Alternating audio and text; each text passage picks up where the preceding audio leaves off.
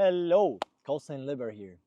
This just happened. I was flying an ordinary reconnaissance mission and one of those little crackhead stupid things started flying into my camera. It was just a second before I realized it was FPV Interceptor that was trying to shoot me down. I shared this piece of video with my brothers in arms to try to understand what we might do about this new development in Russian armed forces.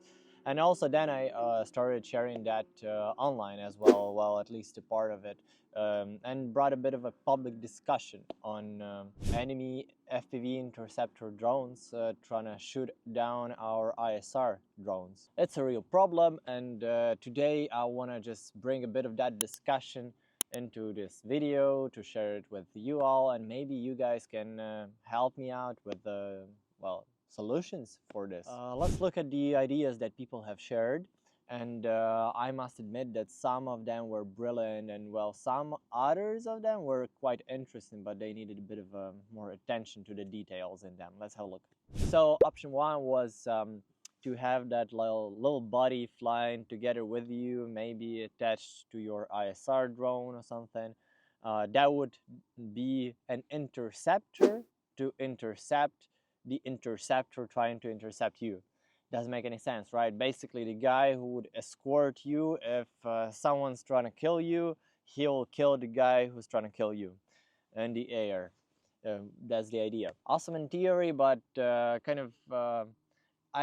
feel like this is coming from World War II scenarios, but I feel it's very hard to make it in practice. First of all, you need an enormous either control that from your initial antenna and have it with enormous range, so big battery then. And other option is to have it mounted to your ISR drone, and it deploys only when there is an emergency and you know that someone is trying to take you down or something. But then it messes with aerodynamics, need a separate battery, need a separate radio controller, and basically separate drone, and messes up with the landing procedure. Great idea, but needs a bit more work as for now. Another great option that I find that actually Russians have already started using is once you see a threat, just do almost a 90 degrees nosedive. So you would basically be trading your altitude for speed, and with that enormous speed of descent, you would be able to run away from enemy interceptor. Have a look at this video of a Russian drone doing exactly this.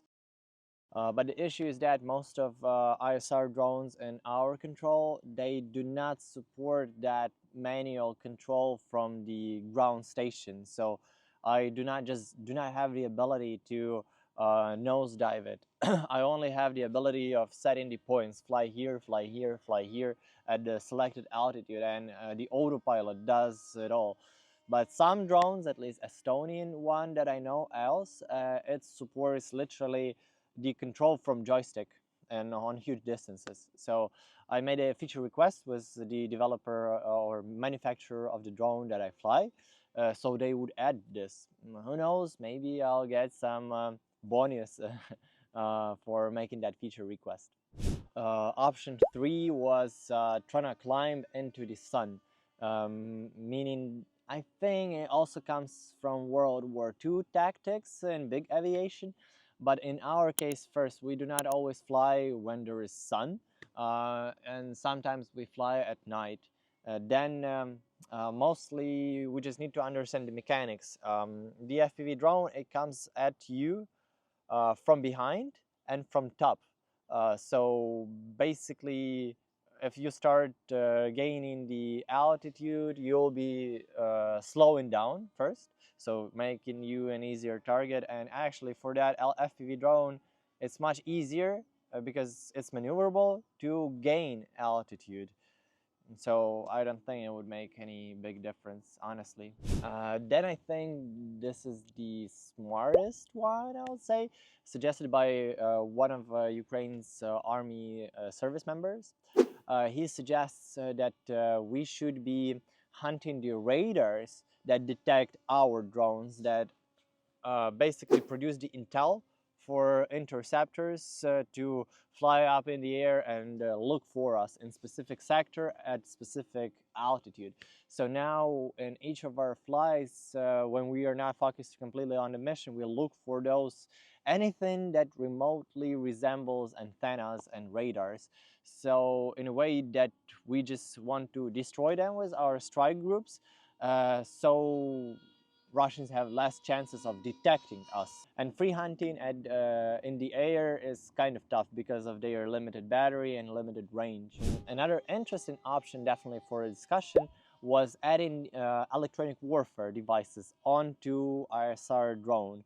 But then I kind of gave it a thought and I figured out, well, it's gonna be too heavy in the first place and it messes with aerodynamics. And it also is a big issue for frequencies because that drone that tries to intercept you, he might be literally made with any frequencies for control and for video. Any radio frequency that you can imagine, starting from 200 megahertz to like 5.8 gigahertz, anything in that range.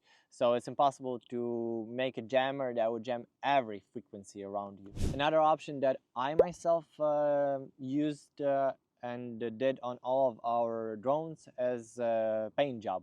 I did the paint job from the top. So when enemy FPV is flying on top of us, and the background is basically like some Ukrainian field or something, he might mistake us for Ukrainian field because I did that kind of a camo pattern on top of our drone, and from the bottom it remains the same, the color of the sky, like gray or something. So I think this gives you maybe like 10% more for not being detected. I believe it actually helps just a bit. Option 7 was a bit of a mix, so you like a complete solution. You add a rear camera, so you will be able to see what is going on behind you. Then you add either a shotgun, like little shotgun, it's not that heavy, or you add a little gun that shoots nets into the enemy drone that is right behind you. But it has several limitations and issues because if you add a shotgun, you have to make sure that it's positioned right. Then you have to make sure that you are able to aim well because the enemy drone, it moves up and down. It's not a static target or anything. And then the speed at which the drone moves, it might fly up to 100 kilometers, which is rather complicated, I would say.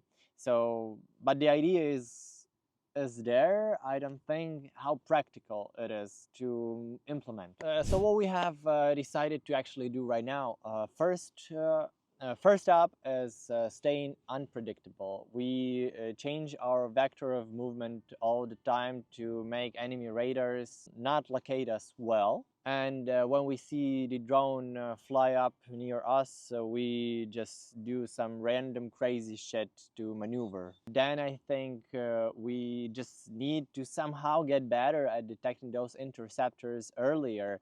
And I don't think that's a job for our type of drones, but for other parts of the armed forces of the defense in general. And then maybe it's the most important part is that we should focus some of our reconnaissance mission on destroying the radar infrastructure that basically aims those FPV drones, interceptors at us. This is a new battlefield, as you can see. Advanced warfare, if you might say, drone versus drone. Russians have evolved, they have taken the tactics that we had and used them against us. If you have any ideas how I might fight those interceptor FPVs, just let me know, share it in the comments or email me or something. And if you like this video, if you find the discussions like that interesting, make sure to leave a random comment of 13 words, make sure to like and make sure to subscribe. Thank you very much for viewing. Thank you very much for sticking with me. Freedom to you all. Stay frosty.